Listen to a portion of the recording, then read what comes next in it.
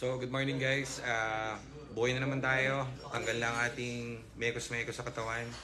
Napagod tayo kasi wala kaming editor eh. Ako lang din yung nag-edit ng video, so pasensya na kayo. Meron pa akong event nung isang araw, so medyo pagoda tayo, pagoda. So, kasama natin si Nico Boy, ano. Kasi si Jared Boy. Yun. So, punta tayong Cavite ngayon. Meron tayong pupuntahang unit doon. Imus, ano. Imus, isang Ford Focus, saka Fiesta. Pupuntahan natin doon.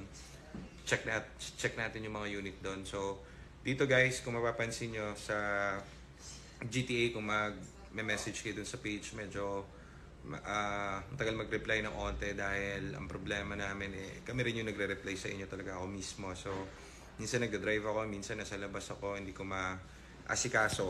Yung mga nagre-request po na may bibilin silang kotse sa amin, meron naman po kami mga bagong dating, pero hindi, unlike po dun sa iba kasing nagbebenta na car dealer, hindi naman po namin siya pwedeng ibenta agad kapag dumating dito. So, tinatrabaho po muna natin. So, may mga pending works tayo ngayon. Papasilip ko sa inyo para meron kayong idea dun sa mga ginagawa natin. And server natin, nag-check kami ng mga pasok na unit, offer ng mga tao yan sa amin directly. Wala yung agent. So, first owner yung mga yan.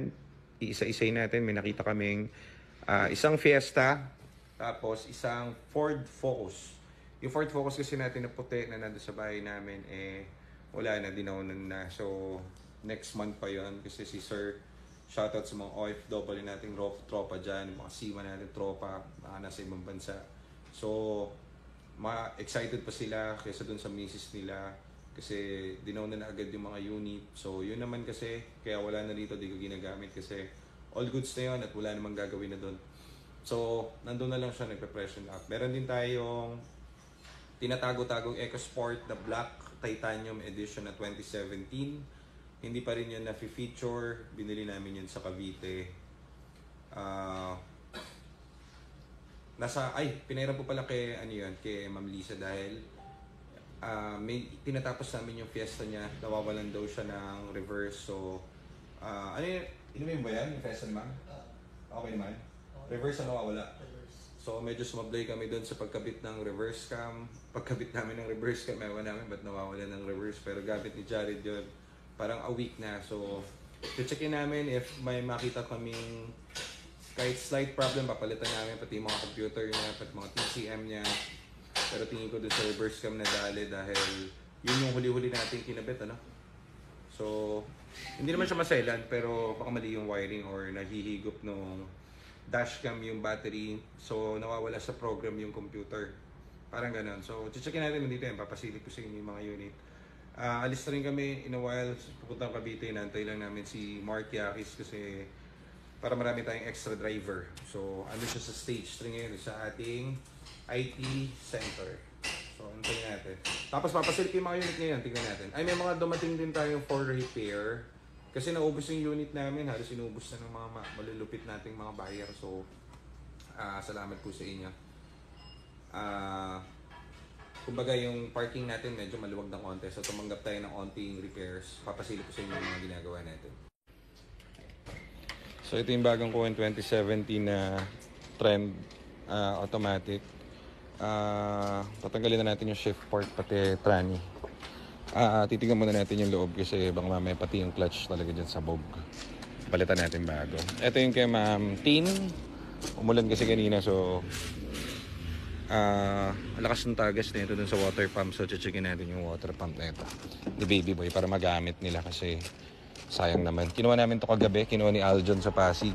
Hindi kasi kayang servicean dun kasi tawag dito, bawal gumawa doon sa condo. Tapos ito yung dumating sa atin kahapon, silver na EcoSport. Ano to? Ang tawag dito? Si Sir, napanood doon tayo sa, ewan ko, sa page yata o sa TikTok. So, problem ni Sir, may-ari nito, dinala niya sa Ford, hindi nagawa sa Ford. Lumalamig naman to pero nawawala yung hangin. So, pag umi-stop ka, nawawala mismo yung lamig. Yun ang explanation niya. Matagal na raw sira nitong EcoSport niya na yun. Dinala niya sa mismong Ford sa EDSA. Wala raw talaga, hindi kaya, hindi lumalamig naman daw. So parang wala, pinabayaan na lang. So ngayon, pinasok niya naman ngayon sa gumagawa sa third party. Pinapalitan daw yung, hindi ko alam kung anong pinapalitan, compressor and everything. Marami raw pinalitan, umabot na ng I think 70,000 worth yung sa aircon ito. Pero still the same persist, ganun. So napanood niyo yung ECV natin na post. So kahapon, ang tawag dito, bumili kami ng ECV kasi nandito na rin lang siya eh. Hindi kami nag-aircon guys ha. Sinishare ko lang yung experience ko kasi marami kaming EcoSport dito. Since dati marami kaming EcoSport, never ako nagpapalit ng compressor, never ako nagpapalit ng ano pa ba, parts ng mga ganyan sa aircon. ECV valve lang pinapapalitan ko. Sinishare ko sa inyo para alam nyo kasi 40,000 ang compressor niyan. Eto, nagpapalit siya ng kung ano-ano, pati compressor alam ko pinapalitan na eh. Ay, hindi pa yata. Basta lahat ng components nung pinapalitan yung umabot na 70, hindi pa rin gawa. Kahapon, dahil nga syempre, wala nang, lumbay na si sir, bumili kaming ECV, kami na mismo nagkabit. Kahit hindi kami aircon shop, gawa na. Ang talas ng lamig, tuwan-tuwa yung may-ari. So, mamaya, checkin natin yan. Tapos, ito naman yung kay Ma'am Lisa, mamaya papalitan natin ng, itetest na rin natin yung wiring nung, ano ba yun?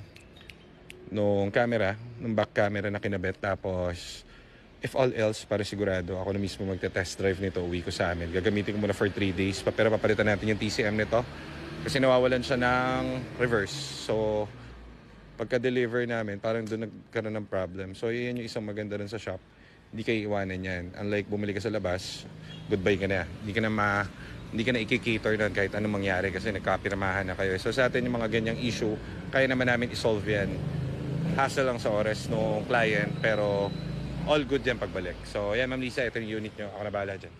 Ito yung manual natin. Available pa rin guys ha.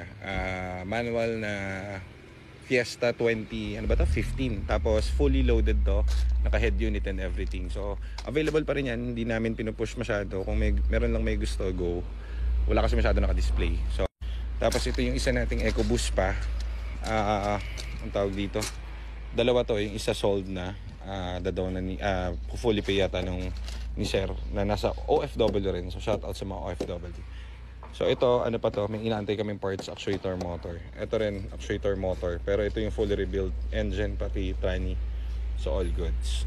Ito naman yung kinuha natin doon sa may Antipolo na pinatowing natin. So kung makikita nyo, yung unang gumawa nito na pinagdala ni Sir, hindi ko alam kung ano yung shop yung gumawa nito. Ayan, pangit ng pagkakasil. Kaya tumatagas kasi tignan mo yung sealant niya.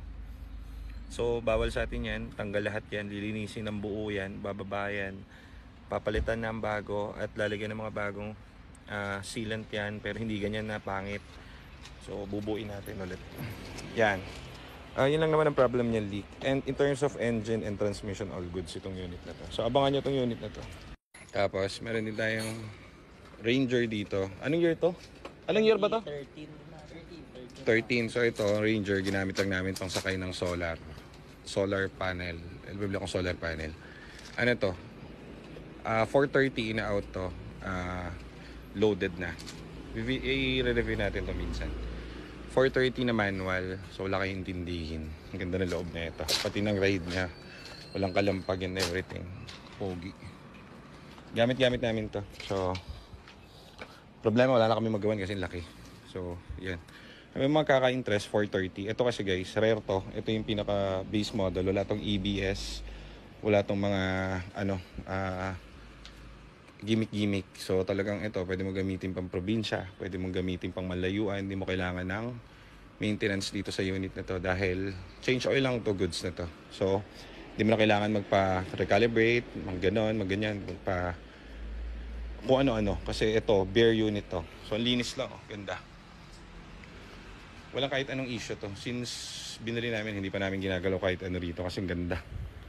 So, yan, 430 to in-out. So, ang XLT nito yung susunod na model para mga 450-ish or 480 pero mas pogi ito.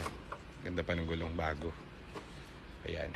Tapos yung project namin Fiesta rito na naka-reserve, yung 2012 kay Sir, dumating na yung gauge namin. So, umpisa na rin to kasi dumating na yung bago namin biniling gauge panel. Yay! So, Sir, yan ha. Sir Mark, yan na. Tinatapos na. Nakakulambo lang din yan. Dumating na yung gauge namin para dito sa unit na to. So, kakarating lang kanina. Maumpisa na namin to. So, marami tayong gagawin ngayon. So ayan, tara, punta muna tayong Cavite.